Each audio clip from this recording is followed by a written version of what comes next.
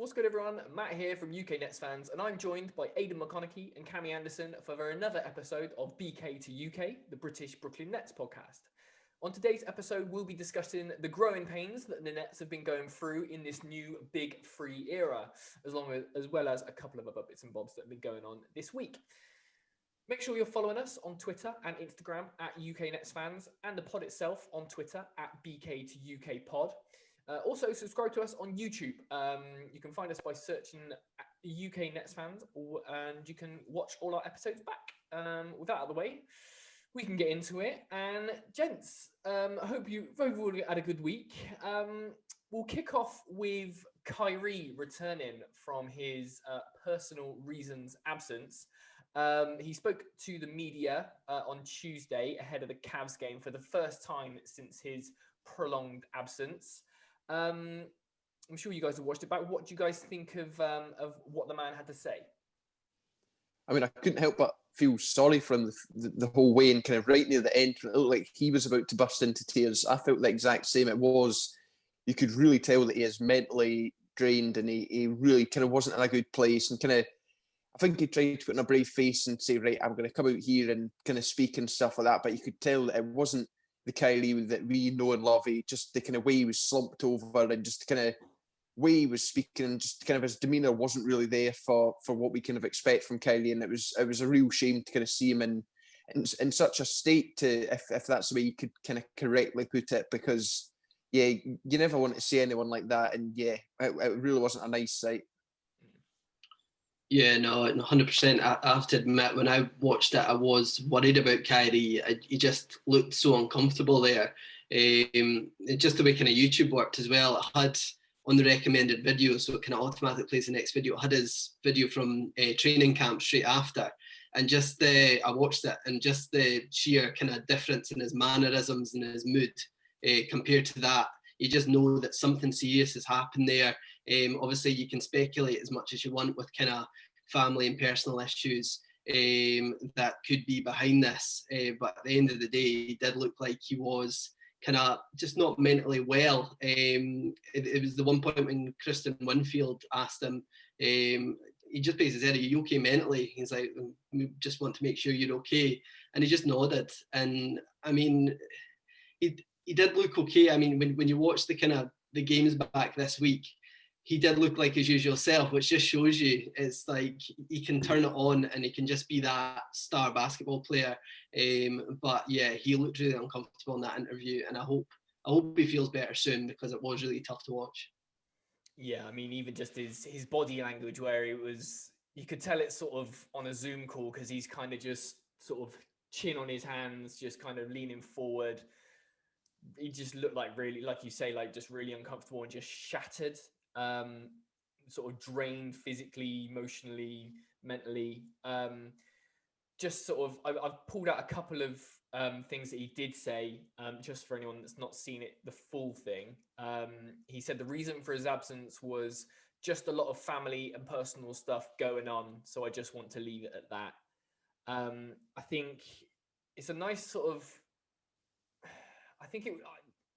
I didn't notice the reporters really pushing it, which I think was good, but it wouldn't have surprised me if they had kind of really pushed it, because I think, you can get some kind of scummy kind of journalists that would kind of try that. But I think it was nice that kind of set the tone, and Kyrie was like, look, it's this, but, without really saying any more, he was like, I'm not going to say any more than that. And, in any other walk of life, if you said that to someone as a reason why you miss work, you wouldn't really get any follow-up questions, because, people respect your privacy. He was asked a question about what he said to his teammates, because obviously there was quite a lot of speculation saying that he just didn't show up and he wasn't texting Steve Nash back and all this kind of stuff. On that, he said, "I take full accountability for my absence. With the guys, I just had a conversation with each one of them and we move on." I think that second half of that quote is the key. It's just like, look, it's cool. Like, I get, it's one of them, like, we don't know what goes on behind closed doors, but we can just kind of go off what people say. And now Kyrie's kind of said, look, I had a conversation with everyone, and that's it, and we move on. But talking of moving on, do you think this is the end of this particular issue with Kyrie and how it's reported, or is it going to keep getting dragged up? I think in terms of the media, it's always going to be a thing where it's constantly going to be talked about. I mean, Kyrie could be the MVP at the end of the season after having a incredible year, and they'll still refer back to that time when he took the time out. You know, there's always going to be an agenda around Kyrie, regardless of what he does. In terms of his kind of issues himself, I'd like to think that the fact that he's back playing is a sign that he is kind of mentally getting there, which is good, because I think Kyrie is that type of guy where if he wasn't all there, he wouldn't come and play, because he's quite strong-minded like that, and I don't think he would put the kind of team ahead of his own mental well-being, which I totally appreciate. But I mean, if in terms of his kind of playing, if you just have a look at how he's been this week, and his numbers compared to what he was like before he came off, they're better. And if I'm more than happy if he's going to turn up like that all the time. I hope he can get mentally there. But in terms of on the court, he's definitely all there already, I think. Yeah, I mean, I think if this is Kyrie who's maybe not feeling it 100% personally and he's doing this well, I mean, it's a scary prospect to imagine what it'll be like when he is feeling back himself again. But with regards to whether this is the last, I think it's perhaps the last we'll hear of this issue, whether more crop up throughout the season. Obviously, we don't know. Obviously, Kyrie is never too far from, I guess you could say, controversy. As Aidan says, the media do kind of have a bit of an agenda against him. So anything he's going to do, I can't imagine that we've seen the last of Kyrie kind of get dragged in the media at all. But hopefully it's as little as possible. And yeah, let's hope that he's back feeling himself as soon as possible. And there's kind of as little disruption both for him personally, the team, and just everything in general, because nobody really needs that, especially at this time in the world. Yeah, absolutely. I think one of the sort of more the closing questions that he got on it was if he had a message to the fans. He said, "To the fans out there, I want to apologize to them as well. My commitment has always been to bring something special to Brooklyn.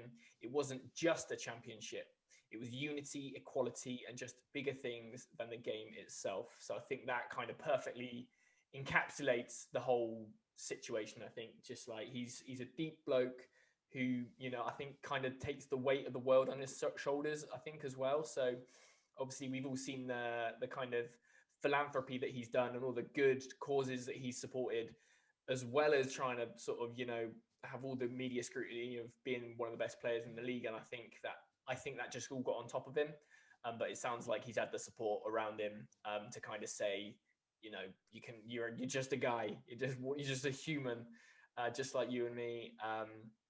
So fingers crossed he's got a bit more perspective and he's got a bit more of a coping mechanism. But hopefully, as you say, I think we'll probably touch on his performance on the court a little bit later. But if he keeps playing like he's playing, then, you know, we're going to have plenty to talk about with on the court issues, not issues, on the court stories, let's say.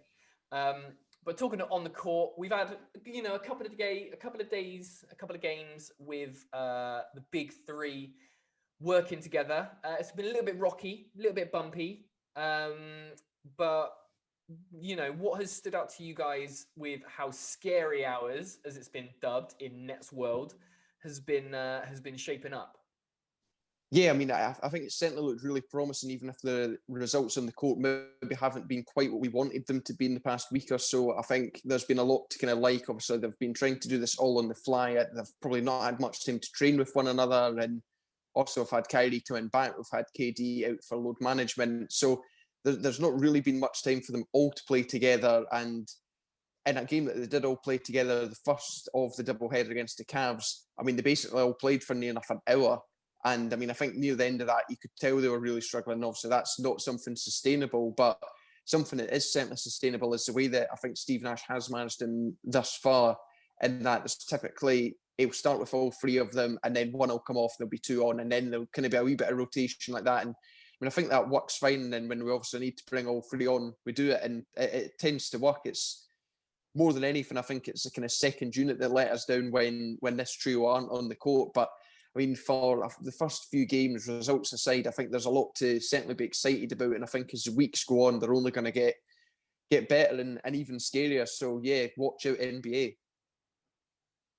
Yeah, I mean, it was interesting. Obviously, you guys talked last week about when we saw Harden and KD playing for the first time together, and it looked like they just carried on playing from their OKC days because they were absolutely dominating as a duo.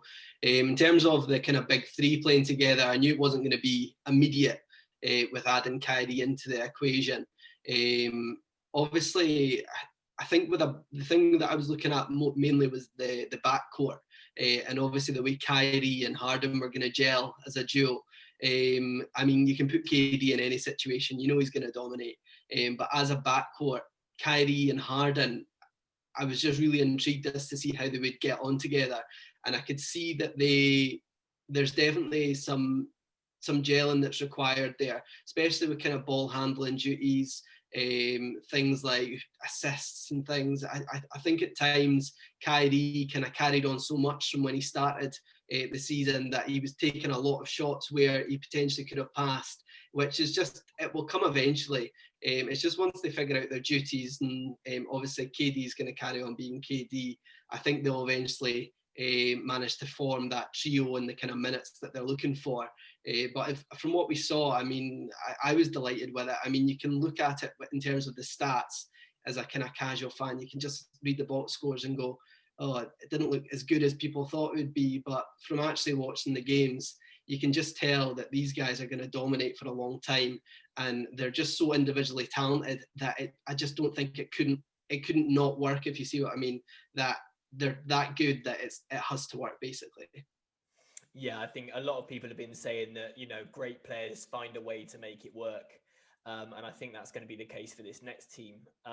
It's been really interesting to see James Harden more as a facilitator rather than, a really high volume scorer. It's almost, he's really the point guard for this team, and Kyrie's kind of playing off him in that kind of shooting guard role.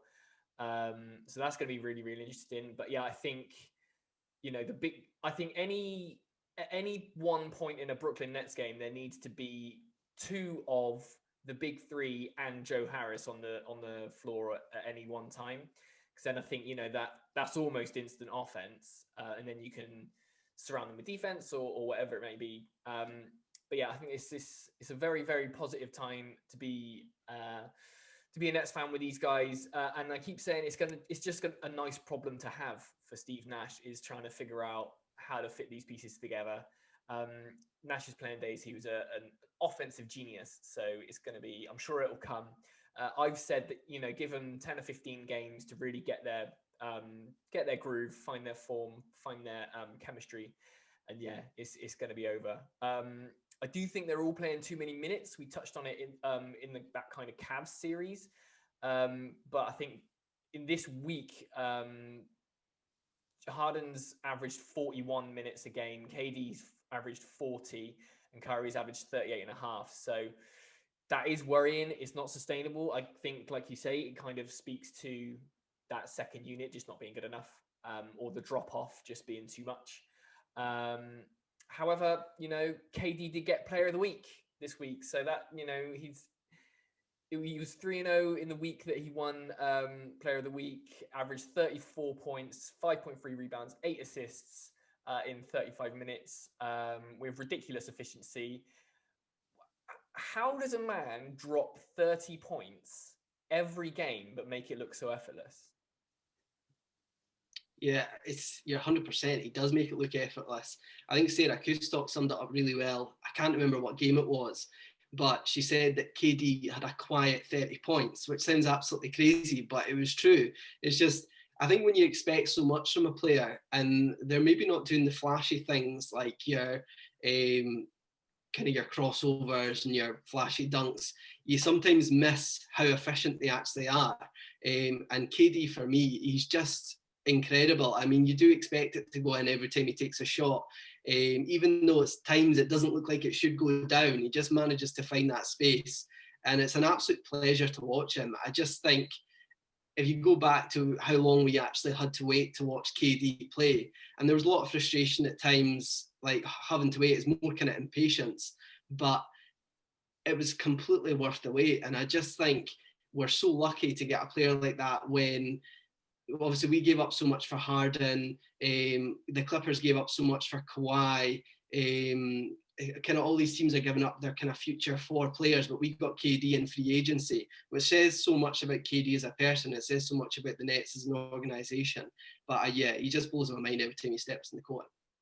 Yeah, I mean, it's pretty much automatic that he's going to hit 30 plus each night. And as Aidan says, there's nights that it doesn't even seem like he's up to much. There are other players who maybe stand out more, whether that's just missing more easy shots or they're maybe doing a fancy crossover or whatever. But KD, yeah, gets the ball and he scores. I mean, you can't really ask for much more than that. And to be honest, I'm quite glad that he plays the way he does. You know he's going to do it. It's not like you're sitting there going, oh, is he or isn't he? You just know it. And that's huge, I think, for a fan watching. Obviously, you know that you're kind of guaranteed that 30 points each night, but then that must be a massive boost for the whole team as well, knowing that no matter what we do, he's getting 30 points because he'll take the game into his own hands if needed. And on many occasions, I've seen KD go for a few drives to the basket, or he'll kind of post up and he'll manage to kind of turn and lose his man and, yeah, just sink shots that you don't think would go in. So, yeah, I mean, I think KD, if we're to rank the kind of stars we've got, he is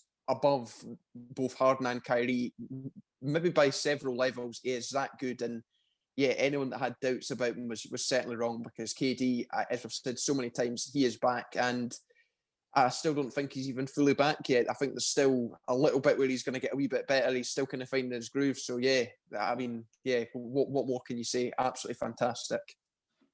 So he could be another MVP. I don't want to say it because I just sound like a homer, but like the narrative, like the media loves a narrative, and the story of him coming back from that injury, balling out to an MVP standard, and him winning MVP would just be next level. So that I'm getting more and more confident with that as the games go by.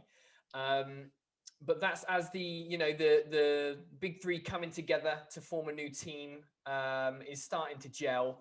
Another piece that will have to weave their way into this team is the Nets actually, used up one of their free roster spots this week and signed Norvel Pelle, a 6'10", 230-pound rim protector. He turns 28 in February, so I thought he was actually a lot younger, but he's actually a bit more of an established, he's got a bit more of that veteran presence, hopefully. In 24 games with the Sixers last season, Pelle averaged 4.8 blocks per 36 minutes, which earned him his two-way contract being converted into a standard NBA contract. So yeah, lads, have you had a little dig into Pelle's highlights and see what he might bring to this Nets team?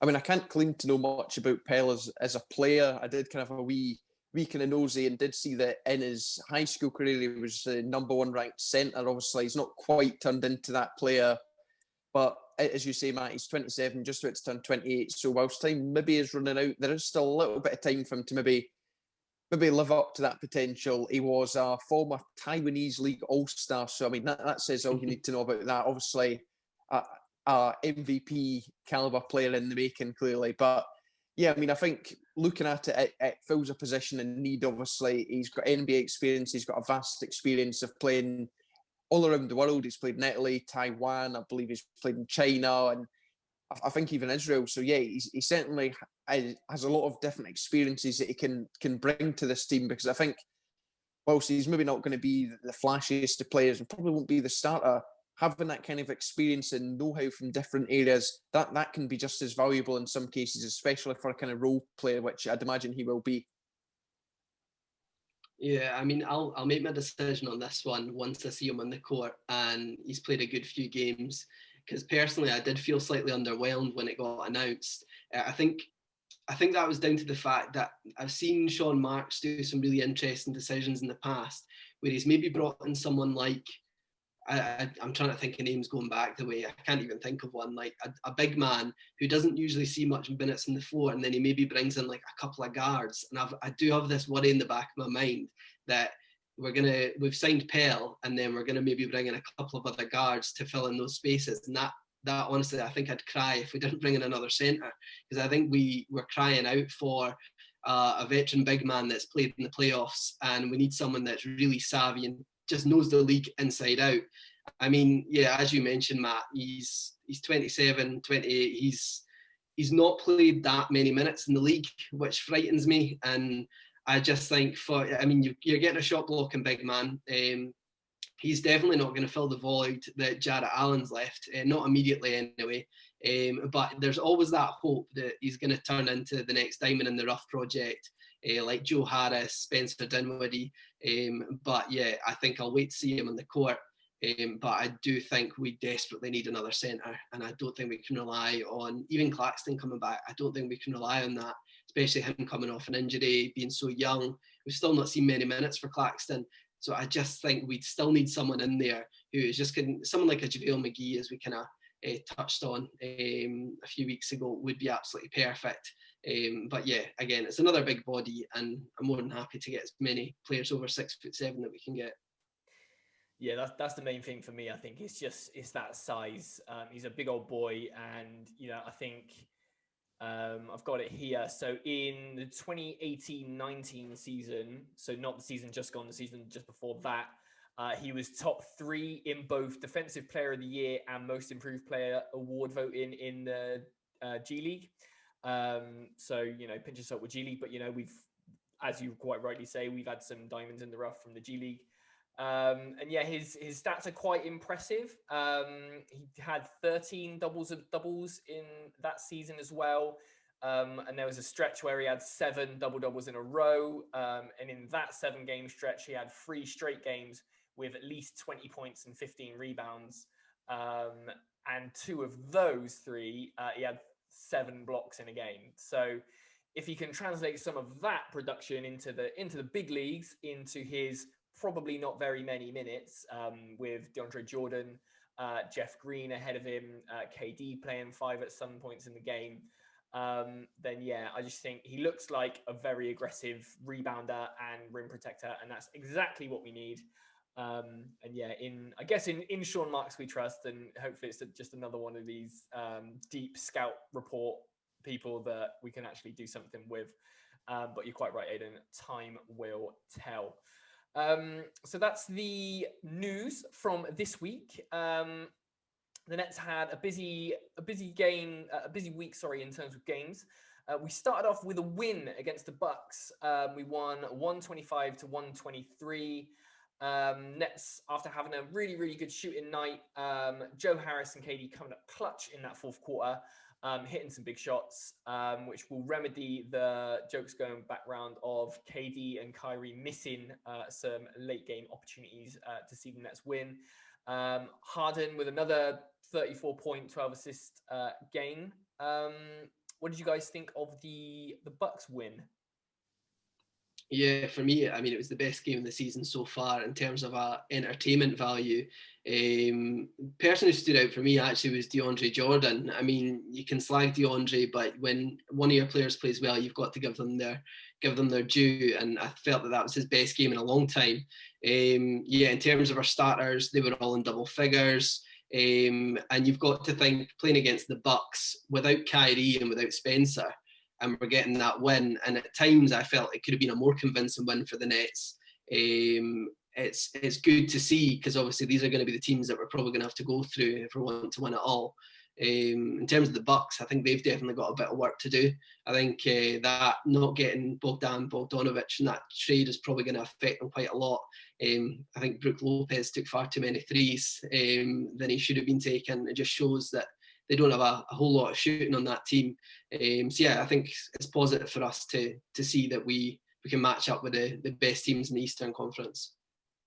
Yeah, I mean, I think on last week's pod I said if we were going to drop a game this week, it would probably be this one. And lo and behold, that wasn't the case. But we came away for an absolutely huge win. It was a 4th win in a row. And yeah, as Aidan says, they're the kind of teams that we need to be beating. And I think it's a real statement. Obviously, that was without Kyrie. That was just a Harden and KD game. And I mean, say only like they're not 2 of the best players in the NBA in the past decade or whatever. Yeah, we had to make do.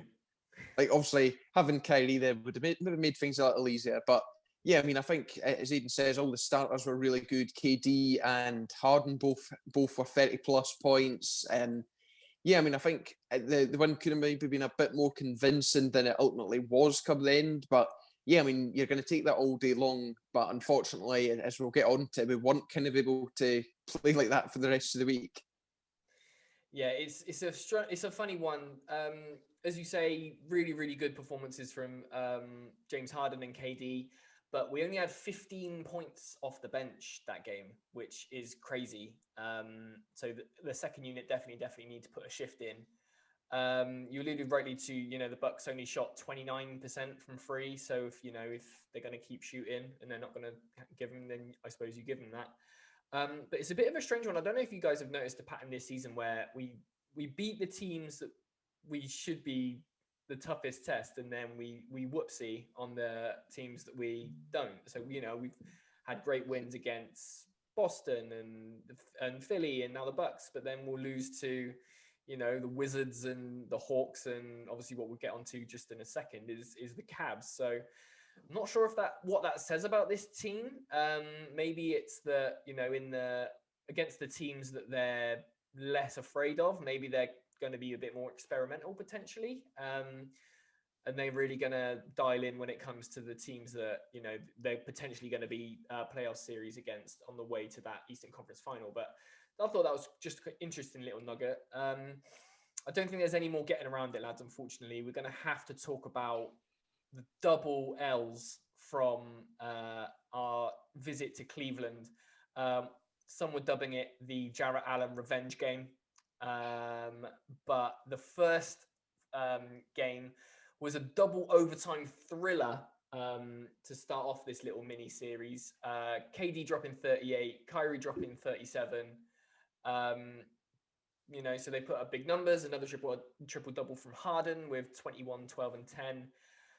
But, I think we just ran out of gas. We got outscored 20 points to 8 in this final overtime period. Colin Sexton looking like an MVP.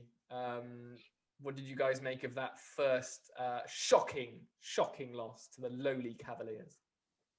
I mean, this was one of the games that I said that we were obliged to win. I think I said we were obliged to beat the Cavs in both of them. So it's completely on me that the Nets lost, clearly. But yeah, as you say, double overtime. And I mean, when it's a game not involving your team, they're the games you love. It's extra basketball, bonus basketball, I think the commentators were saying on the night. And yeah, unfortunately for the Nets, it didn't really work out. Colin Sexton, as you rightly say, turned into the second coming of Michael Jordan. He was just sinking shot after shot after shot. And I mean, we could have completely avoided this. I think it was kind of while the final few seconds were going down, they called a timeout or there was a foul or something like that. And all we had to do was foul them, because if we'd fouled them, even if they'd got, like, obviously the shot would have had to have went in, they could have then won and got 4-point play had they then scored the free throw. But I mean, for me, you've got to take that chance, because as I said earlier on, KD, Harden and Kyrie, who were all playing for the first time that night, all played for the best part of an hour. They were all absolutely knackered come the end of it. And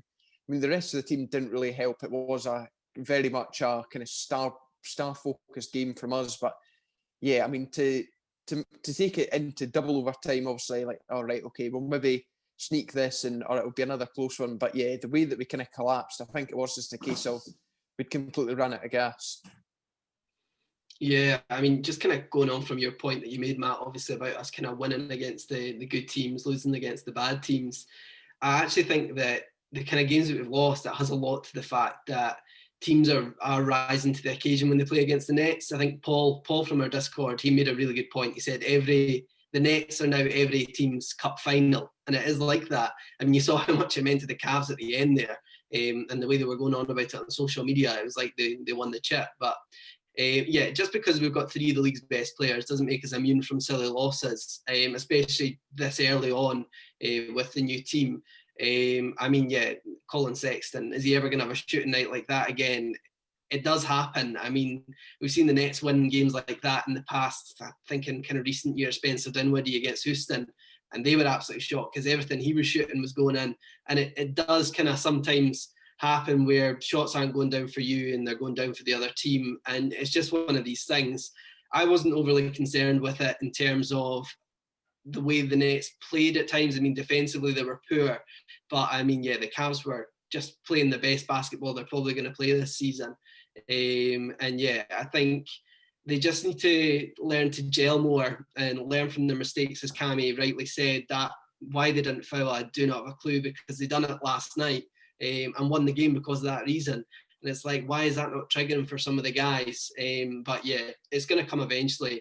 And it's good to get these silly losses out now, this early on in the year, especially when we're probably going to be going deep into the playoffs. That's right. Yeah, I think, if you had a look on Twitter that over these last two games, then it's everyone was, Stephen A had already said that Kyrie should retire, but like we might as well have packed in the season and said it was all over and we were just another LA Clippers team. But yeah, like as you quite rightly say, that championships aren't won in January.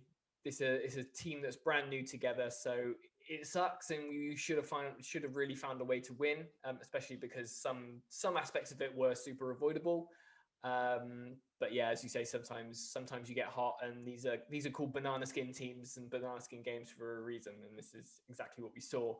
Because going into the second game, we got another L, kept it in regulation, wasn't quite as close, 113 to 125. Out rebounded, outscored, out hustled. The Cavs recorded 50 rebounds against the Nets 29. The Cavs scored 70 points in the paint versus 46 for the Nets, and 53 points off the Cavs bench against the Nets 31. I remember we kind of said when Cleveland got Jarrett Allen, which they've already got 1,000 bigs. It's already, I think that was always going to be a bit of a bad matchup for us because we know that our interior defense isn't great. And I think, those rebounds and those points in the paint really go to prove that, really. What did you guys make of the second game? Any better or worse, or about the same? I'd say I was more concerned with this one than the first one, for what you just said, Matt. Basically, the points in the paint was absolutely embarrassing. And yeah, Jarrett Allen is the perfect player to expose that, playing against our second unit. I mean, yeah, it was really difficult to watch at times, especially that dunk over Joe, man. That was absolutely a killer. But yeah, it just shows the issues that we've got with this team, and the defending bigs in the paint have been a problem for such a long time, and you're just crying out for them to fix that issue. It's clearly obvious that that's a problem. And yeah, it's someone like Jarrett Allen, who we know all about, has probably one of his best games this season because he's playing against a terrible Nets defense. But yeah, I just think they've got so much to learn in terms of defending bigs, that they're going to have bigs are going to have their kind of career highs like every single time we play, and it feels like that's been going on for years now. And this game, yeah, I'm starting to think that we're getting to kind of the end of that stage where we're losing so many points in the paint with kind of getting KD in and having DJ, kind of two big bodies in there, but it's still an issue. And yeah, I thought it was concerning. I mean, Matt, you stole all my stats for this game, so I'm now quite limited in what I was going to say, because I think, as you say, they quite clearly show why we lost this game in such a manner that we did, and this was maybe even the worst performance we've seen from the Nets. Obviously, KD was load managed for this one. It was just Kyrie and Harden, so we obviously kind of got to see the first game of just them, having also previously seen Harden and KD just play together. And yeah, I mean, what can you really say that the pair of you haven't already said? It was rubbish. And when you're staying up that early in the morning, we tried the I'm going to bed, I've had enough of this trick in the Discord chat that's worked a few times this season, but no, nothing was gonna save us on this night, unfortunately. So from the double L's in Cleveland, it was back to the W column against Miami. We won 128 to 124, thanks in no small part to Kyrie Irving coming back and scoring 18 points in the fourth quarter to take us over the line. We finally got some rebounds. However, we did give up a career high to Bam Adebayo, who had 41 on the night. Guys, what do you think about the Miami game? I mean, whilst the final scoreline may not suggest this, we absolutely cruised this one up until the fourth quarter. I mean, I think we went into that 14 or 15 points ahead, and then to only win by 4, it certainly wasn't going to what we were expecting, and certainly made for a bit more of a nervier finish than we expected. Obviously, the kind of final minute or so seemed to take forever with all the fouls, and obviously us scoring, then and then them scoring, us taking free throws, and it just seemed to take forever. But obviously, managed to get this one done. As you said, Kyrie Irving was absolutely huge in the fourth quarter, kind of similar to like he was in that game against Atlanta when we really needed someone to step up. He done it once again, and that's really what you need. I mean, I think the main talking point from this one for me though was how James Harden kind of took a bit of a back seat. Obviously, we've seen him put up triple doubles with 20 plus points a few times in his next career already, but on this occasion, he was very, very quiet. I only shot 8 times all match. Only 2 makes, was zero makes from free from 5 attempts, and he finished the night with I think 11 or 12 assists. So it was nice to kind of see him facilitate. But for a player of his caliber and with his shooting ability, it was very, very strange not to kind of see him take advantage of that. When you look at kind of the other numbers, KD had 19 shots, Kyrie had 17, and Joey Buckets had 14. And I must say that Joey Buckets was absolutely outstanding. He got himself seven threes in this one. There were plenty of fist pumps. And I mean, it was absolutely superb from him. And as I say, we certainly made it a lot harder than we really needed to. But I mean, to get back in the win column after 2 really poor games, and even though, as you pointed out, Matt, another career high for a big man in Bam Adebayo, we still managed to get the job done and end the week on a high note after a bit of a kind of bum note during the week. Yeah, I think you summed that up perfectly, Cammy, just with the fact that it should have been probably a bigger win for the Nets than it was. It certainly doesn't do the game justice if you actually watch the game, just for the way it was going at the end with 3 free throws, Duncan Robinson hitting a few threes at the end, the last few seconds. But I mean, to beat obviously the Bucks at the start of the week, who are certainly one of the championship favourites, and then to beat the Heat to end the week, who were obviously the NBA finalists last year, you can certainly take some positives from that, even with a lot of their players being out with kind of illness and injuries. It's great to kind of beat those teams as they will probably be up there again at the end of the year. Joey Buckets, I thought he was incredible in that first quarter. He was unbelievable from 3. I loved as well the variety, because the first shot that he got, which was the first bucket of the game, was just a catch and shoot, and then he kind of done it off his dribble for the second one as well, which I love to see the variety in his game. And it just shows he's so much more than a shooter. But James Harden, kind of going on from what I said earlier about him and Kyrie, kind of managing how they're going to facilitate. I think this one's another telling one. That obviously Harden's came from Houston, where he's been the main man, putting up loads of shots constantly, to finally kind of almost taking a back seat with KD and Kyrie. I would like to see him find a happy medium again with the way because he's such a good shooter. He's a great facilitator as well, but he needs to be getting up more shots than he did. But that's a small criticism for another good win, I'd say. As you said, Cammy, it's good to get back another win after those 2 poor losses. You guys have covered it perfectly. I think just with Kyrie just being so efficient and so clutch, I think, to have that as your quote unquote third option behind KD and James Harden is such a luxury. I saw a tweet earlier where he's averaging 29, 5.8 and 4.6 on 50, 40, 90 club splits, which is ridiculous. And he's 6th in the NBA in player efficiency, and he leads the NBA in fourth quarter scoring, 9.8 points per game. And, as you say, to have these guys play for your team, it still doesn't feel real. I think this is probably going to be the tagline of the podcast forever. It just still doesn't feel real. But it's a great performance by Kyrie. As we record, we're still awaiting that second game against Miami, but fingers crossed for more of the same.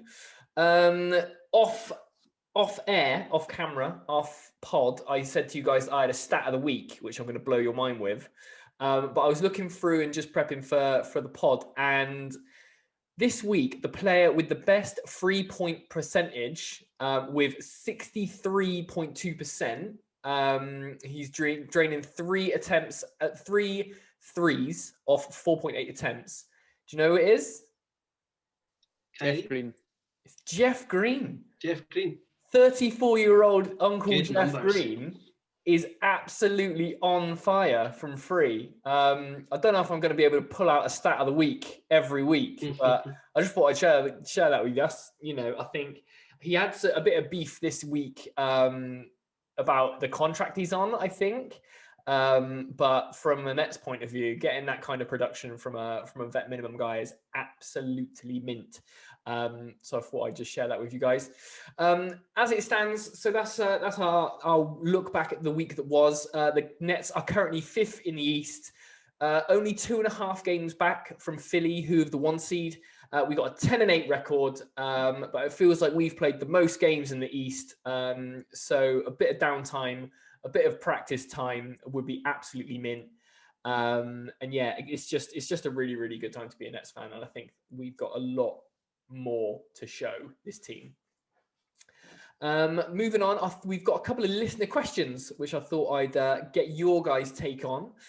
So first off, we've got Ishan Araya on NBA on Twitter. Sorry, I've definitely butchered your name.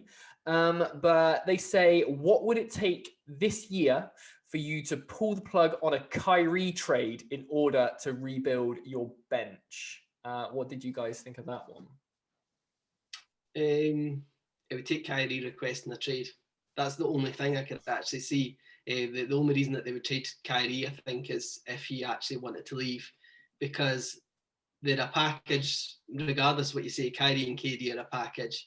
And if the Nets traded Kyrie, KD would be absolutely livid, and we do not want that man to be unhappy. So yeah, that is the only reason that I would trade Kyrie. I don't think there's a reason. Plus, why would you trade a guy that's in the 50, 40, 90 club, and he's putting up the numbers at the end? Why are people talking about wanting to trade Kyrie? But yeah, I can see what Eshen's talking about with regards to trying to rebuild the bench again. But yeah, trading Kyrie Irving isn't the way to go about it. Yeah, I mean, as Aidan says, unless he asks to be traded, he's going absolutely nowhere. And whilst we can maybe make up some nice fantasy trades, I mean, I'd quite happily take your Steph Currys, your Nikola Jokic's, and yeah, Zion. Let's just bring everyone in for Kyrie and some mad 30-team deal. But I mean, yeah, other than something crazy like that happening or him asking to leave, and I don't think there's much point giving too much thought to this because he's ultimately going to be on nowhere. Yeah, absolutely. Yeah, I'm making it 3 for 3. Yeah, unless he pulls some sort of James Harden, I don't want to be here, and I'm going to be a headache while I'm here until you get me gone. Kyrie's not going anywhere, and nor should he. Obviously, we see that trade Kyrie was trending on Twitter, and I think it was either Nolan Jensen or Billy Reinhardt that kind of shared a tweet that was like, I don't see any of this chat from actual Net fans. It's just like media or Kyrie haters or other team fans that say we should blow this up. But for people that actually follow the team, there's just no way it's going to happen. And no one wants that to happen at all. So I hope that answers your question. We've got another one from Matt31 Smith on Twitter. What center would you choose in a fantasy trade to join this Nets team? Or which NBA legend would you add to this current Nets team and why? I thought this was a wicked question. What did you guys think?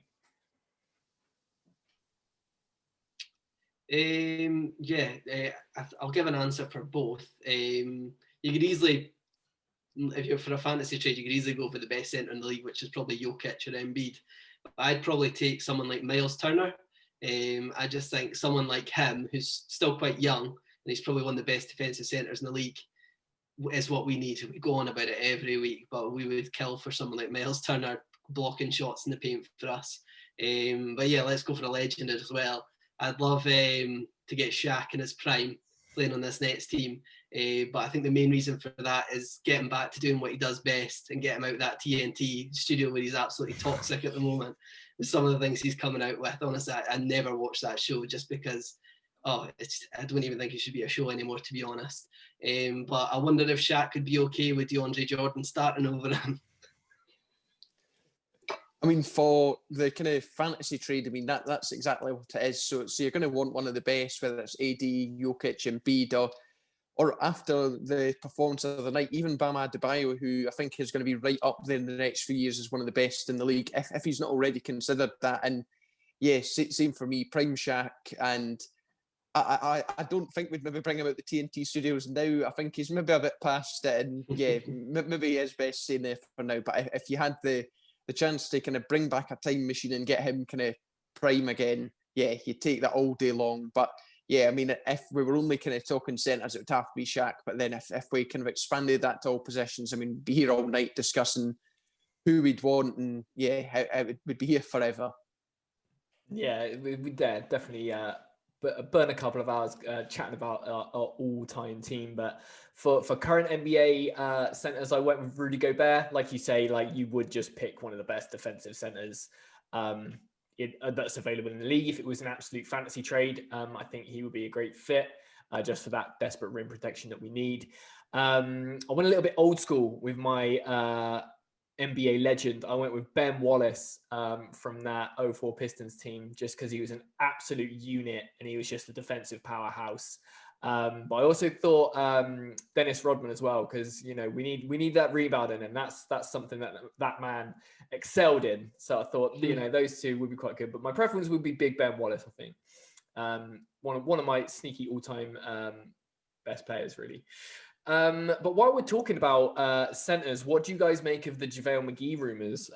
We're rumored to be lining up some sort of trade deal. So we've got some open roster spots, but this would be a trade. What do you guys think of that? Yeah, I mean, I think I'd happily take JaVale McGee. Obviously, well, kind of knows his way to a championship. I think he won 2 in Golden State and was also on the successful Lakers team last year. And I mean, he's a good guy as well. I don't know if you've watched his vlogs kind of during the NBA bubble, but I really enjoyed kind of that aspect. And I think from a Nets perspective, it would be quite cool seeing the kind of behind the scenes of KD and Kyrie and Harden, stuff like that. And JaVale does it in a way where it's not so intrusive where he's pestering people. I know LeBron featured in some of his vlogs, but it wasn't just ramming it down your throat. Oh, look, here's LeBron to get the clicks, like he was kind of going around the team. And yeah, it was just a kind of a good character to have. And I think you don't really need to say much about what he'd bring on the court, because he would undoubtedly improve us. Very, very good defender. And yeah, I mean, I'd be very happy if managed to get him in, provided the price is right. But given the Cavs have about 100 centres, you'd like to think they might not be expecting too much in return. Yeah, I mean, it seems to be one of those names that has been out there since the trade actually went down for James Harden, that JaVale McGee would be a great person to get in. I don't think he's the perfect option to get in this team, but someone that's won 3 championships is definitely a plus when you can get that type of experience on the team. I don't think he's the perfect option in terms of, he doesn't come up with kind of great production, but he does the dirty work. And I think you do need a couple of players like that on this team. In terms of the price, yeah, I think probably a second round pick would be enough to get JaVale McGee, especially someone that's not playing at all at the moment. But in terms of numbers, obviously the Nets being over the cap, I don't know how it would work out exactly.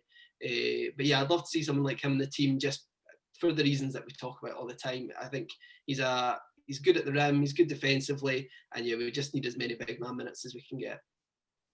Yeah, nice. I'm not quite sure what contract he's signed with the Cavs, but I don't know if there could be a better angle if it was like a buyout, or using those exceptions we've got with Spencer Dinwiddie to kind of sign him. I think a trade would be a bit weird if we're giving up more assets and more players when we've already got open roster spots.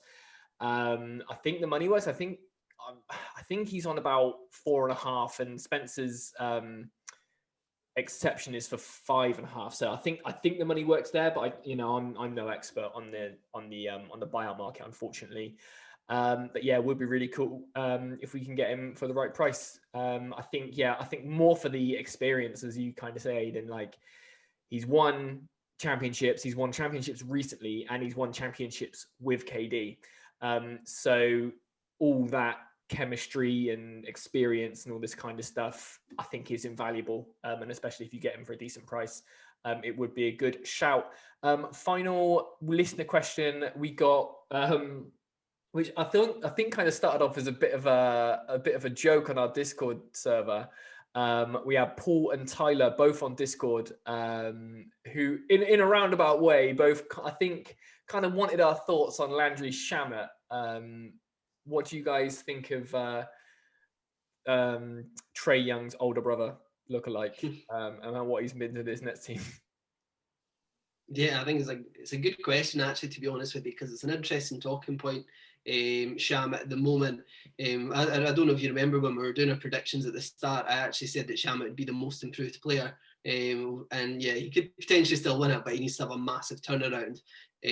First thing I've kind of noticed on Shamet just from the start of the season, he's so much more one-dimensional than I actually thought he was when we first traded for him.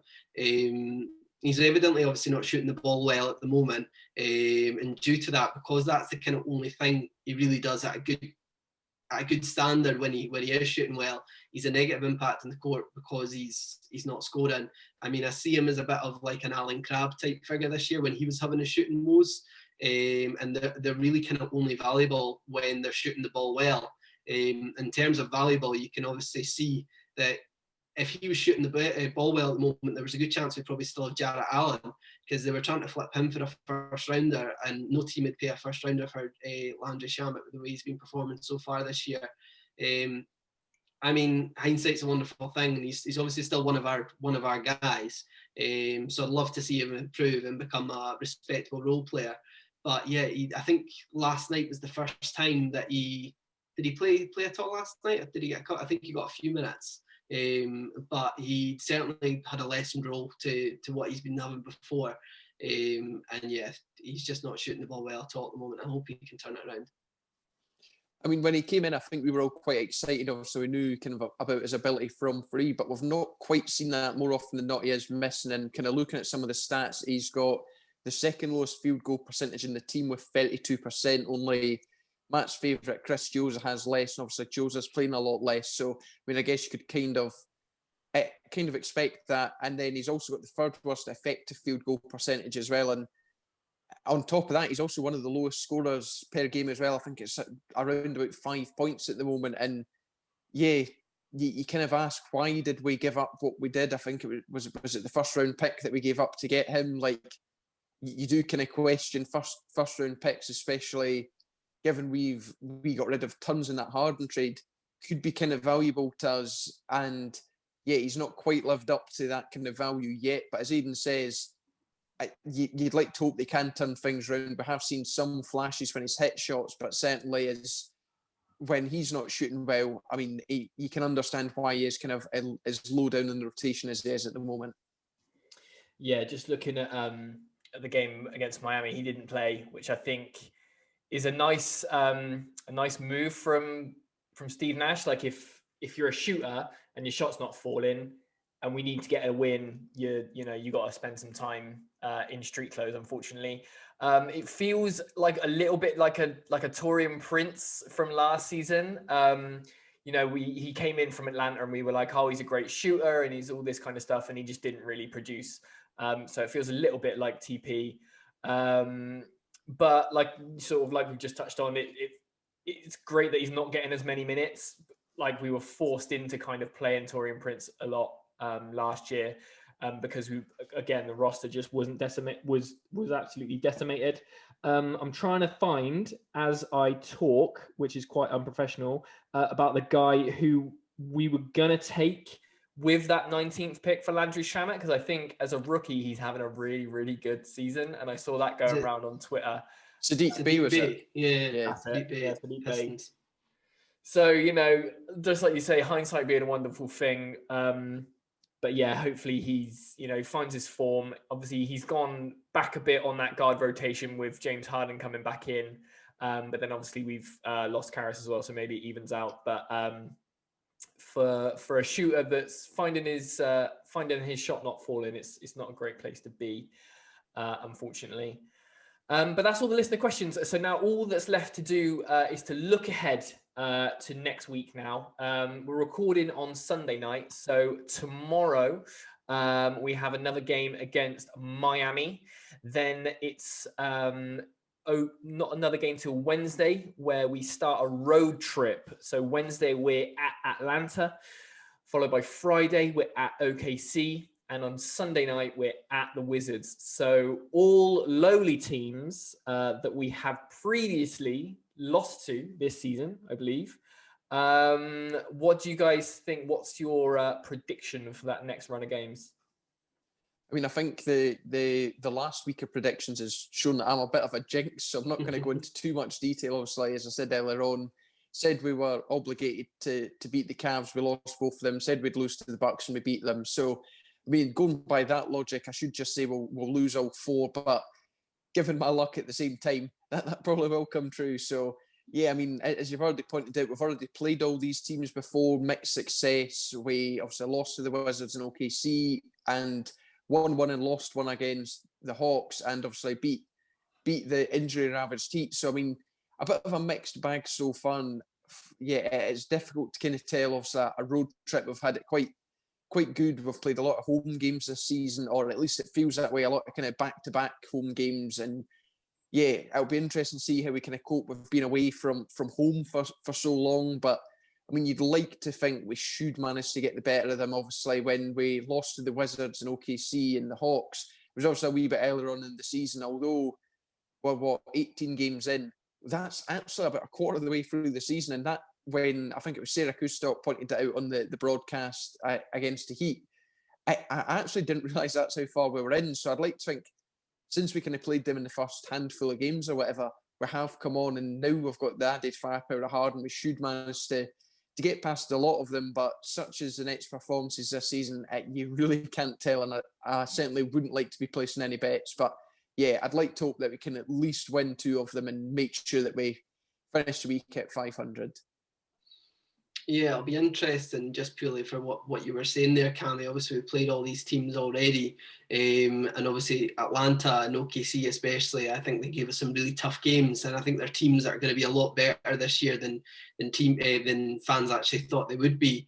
I think with the added firepower, I think we could easily win 3 of these. We could win 4, but I think we've learned our lessons in the last few weeks as predicting us to get clean sweeps. I'd like to say maybe 3 wins. I'd be happy with that.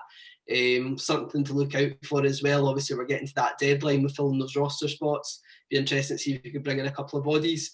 With Pelle, he is having I think he's having a test at the moment, which is why they haven't made it official. And if we get JaVale McGee in, if we do get him, he can just come straight in because he's already with a team. So if we do get someone else that's a free agent, they would then have to go through that testing process. So it'd be nice to get someone like McGee in, and then they could just come straight in and provide an impact. But I think is it Friday next week? I think it's the deadline for filling those spots. Sometime next week. So it'll be interesting to see if we do something there. Yeah, nice. Yeah, I'm not quite sure the days. It was they had basically 2 weeks from the Harden trade getting confirmed, which obviously was a little bit slowed down because of Karas's medical and all that kind of good stuff. I think I'm going to go. I want, same as you, I want to go 4-0, but I'm going to go 3-1. I don't know who we're going to slip up against. But it just feels very netsy that we will slip up against someone, unfortunately. So I'm going to say 3-1. It could, by the time this comes out, we may have already slipped up against this the second game against Miami, but we shall see. But yeah, as we say, it's if this is a quarter way through the season, then I think 5th seed, 2.5 games back from the top isn't a bad place to be. But that's it for this week. So thanks, lads, for joining us. Thanks to you for listening, and we'll catch you next time.